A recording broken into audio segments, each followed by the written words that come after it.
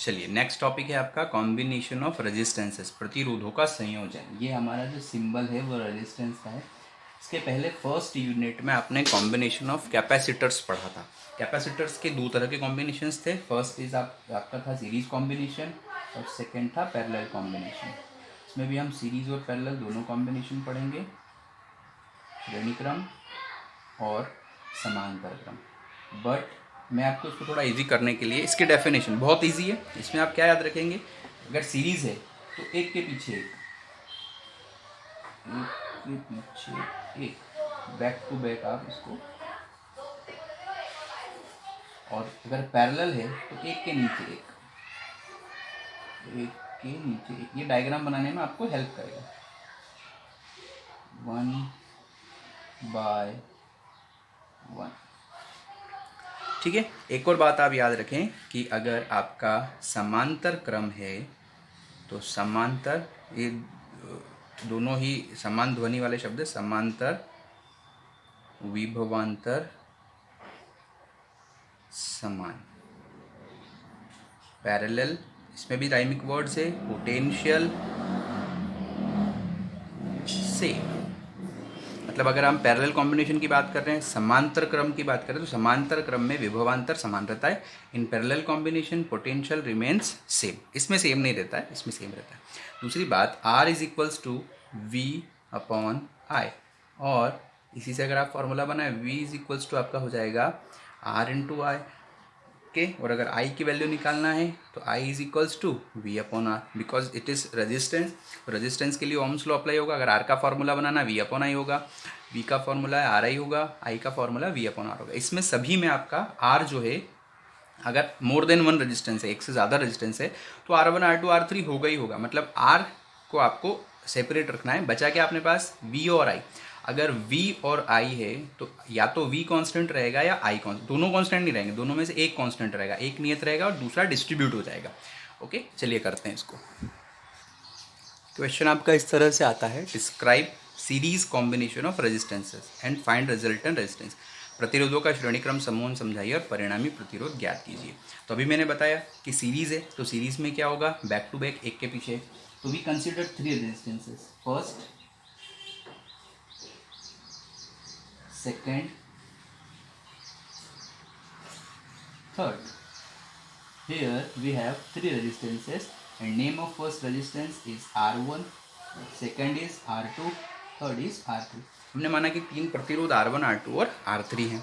अब because it is series श्रेणी, इसलिए हमने इनको एक के पीछे एक लगाया।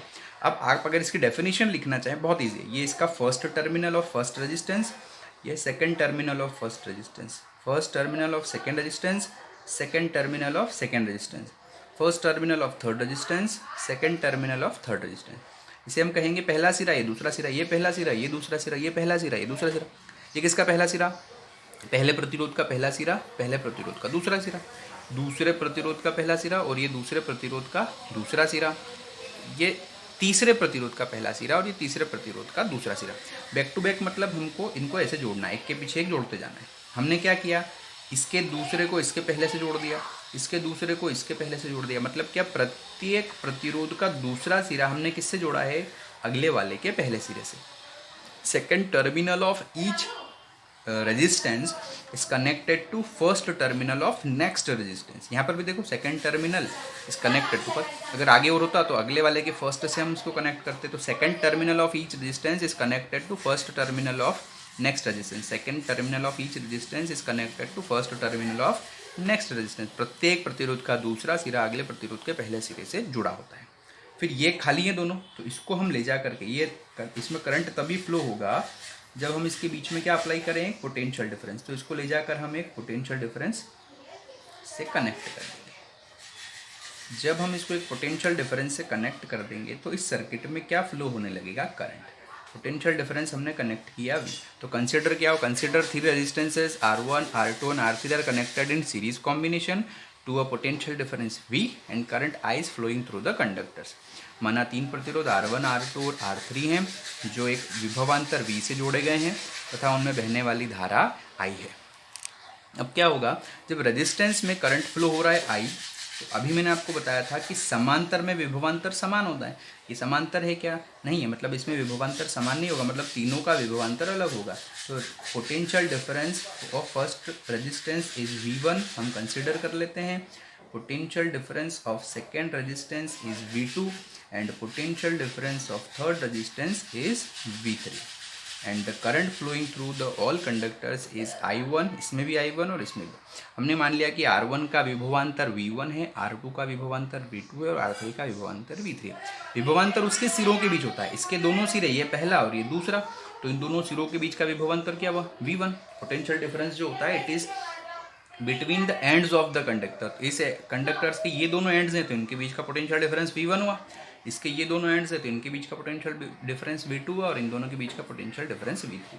अब जब हमने इन तीनों को कंबाइन कर दिया, जब हमने इन तीनों को जोड़ दिया, वे तीन नहीं रहे, दिस आर नॉट 3 रेजिस्टेंसेस, ये तीनों मिलकर के एक रेजिस्टेंस हमारा बन गए। ठीक है, तो इस एक रेजिस्टेंस का हमको क्या फाइंड करना है? रिजल्टेंट रेजिस्टेंस, परिणामी प्रतिरोध ज्ञात करना है। अब मैंने आपको बताया था कि जो डिवाइड होगा उसके बारे में देखना है। इसमें I डिवाइड नहीं हुआ है, V डिवाइड हुआ है, और नेक्स्ट वाला जो होगा उसमें V डिवाइड नहीं होगा, I डिवाइड होगा। तो जो डिवाइड हो रहा है उसका आपको टोटल निकालना है। जैसे इसमें कौन डिवाइड हो रहा है? V। R1 R2 को तो अपने को अलग रखना ही है, इसमें डिवाइड कौन हो रहा है? V। तो हम निकाल लेंगे टोटल पोटेंशियल डिफरेंस, कुल विभवांतर। अगर I डिवाइड होता तो हम निकाल देते टोटल करंट। टोटल रेजिस्टेंस नहीं निकालना है आपको, दोनों में नहीं निकालना है। ठीक है, चलिए टोटल पोटेंशियल जो डिवाइड हो रहा है उसका टोटल निकालना है। Total potential V is equals to V1 plus V2 plus V3। ये पूरा एक कंडक्टर बन गया, तो एक कंडक्टर का ये पहला एंड और एक कंडक्टर का ये दूसरा एंड, तो इन दोनों एंड्स के बीच का जो पोटेंशियल डिफरेंस है उसको हम कंसिडर कर रहे हैं V। ये पूरा एक प्रतिरोध बन गया, एक चालक बन गया, इसका पहला सिरा ये और दूसरा सिरा ये, तो इन दोनों सिरों के बीच का कुल विभवांतर हम कितना मान रहे हैं? V। तो सिंस अब हमको इस V के लिए किन की ज़रूरत है? V1, V2 और V3 की। V1 is equals to, V2 is equals to and V3 is equals to. ये मैंने बताया था इन तीनों में से किसी भी फॉर्मूले का हम यूज़ कर सकते हैं। V1 की वैल्यू RI। अब R और I, पहले रेजिस्टेंस के लिए R की प्लेस पर हमको क्या लिखना है? R1, और करंट उसमें क्या फ्लो हो रहा है? I। तो ये हो जाएगा आपका R1 इंटू आई। V2 के लिए रेजिस्टेंस है R2 और इसमें भी करंट फ्लो हो रहा है I, and for V3 the resistance is R3 and current flowing through it is I। All the values we will put into 1, सभी मान हमें एक में रख देते हैं। तो V बराबर value of V1 is R1I plus value of V2 is R2I and value of V3 is R3I। आप देखें तीनों में I कॉमन है, I R1 plus R2 plus R3। We can move this I into denominator, हम इस I को इधर transfer करेंगे तो ये चेंज हो जाएगा आपका V upon I equals to R1 plus R2 plus R3। Question number 2। अच्छा, अभी मैंने बताया था कि इन तीनों को तीन नहीं, अगर हम एक रेजिस्टेंस माने तो उस एक रेजिस्टेंस का हमको रिजल्टेंट रेजिस्टेंस फाइंड करना है, परिणामी प्रतिरोध ज्ञात करना है। वो रिजल्टेंट रेजिस्टेंस हमने कंसिडर कर लिया I। तो रिजल्टेंट रेजिस्टेंस के लिए हमको क्या क्या चाहिए होता है? V और I।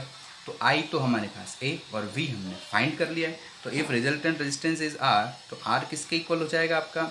R किसके इक्वल हो जाएगा आपका? V upon I। तो R is equals to V upon I। ये वैल्यू ले जाकर हमको कहाँ रख देना है? सेकेंड नंबर इक्वेशन में।